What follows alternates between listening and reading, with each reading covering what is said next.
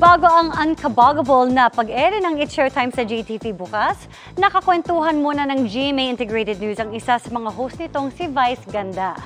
Si Vice, hindi rin naiwasang masenti sa pagbabalik niya sa GMA Network compound. Yan ang chika ni Nelson Canlas. First time after a long while, nagbalik GMA Network compound si Vice Ganda. Pag-amin ng unkabogable star, nasenti siya sa pagtapak sa GMA.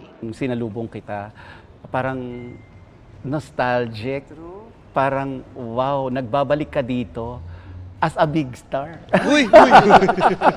How did you feel kanina? Masaya, masarap. Masarap yung pakiramdam. Sobrang positibo, sobrang punong-puno ako ng excitement. Ang ganda ng... Wala akong masyadong naramdamang kaba. Masayang-masaya lang talaga ako. I just feel so special and I'm very grateful.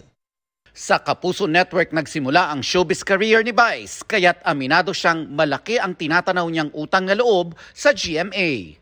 Itong kinauupuan natin ngayon, this is very sentimental for you dahil halos araw-araw dumadaan ka dito dati. Correct, oo. Mayat-maya. Mayat-maya. At saka, noong mga panahon na yon na nandito ako, parang ano yun eh, napakalaking achievement na sa akin dati. Napakalaking achievement sa akin noon. Kasi syempre, di ba pag nakikita ka sa mga stations katulad ng GMA, di ba parang big deal yon coming from comedy bars, parang yun na yung step namin para maka-mainstream kami. Kaya malaking achievement sa akin yun ng mga panahong nandito na ako. Na lahat, ang daming nagdi-dream noon. Bukas na ang panibagong milestone sa Philippine TV na hindi dapat ma-miss ng mga kapuso at madlang people. 11:30 ng umaga bukas, July 1. Mapapanood na sa GTV channel ang kapamilya noontime show na It's Showtime. Ano ba ang ma-expect natin sa It's Showtime?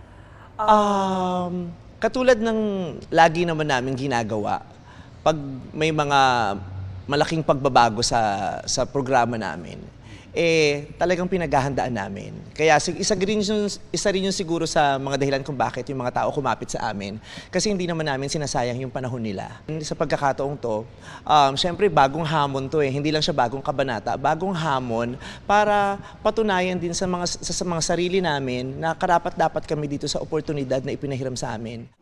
Nelson Canlas, updated sa Showbiz Happenings.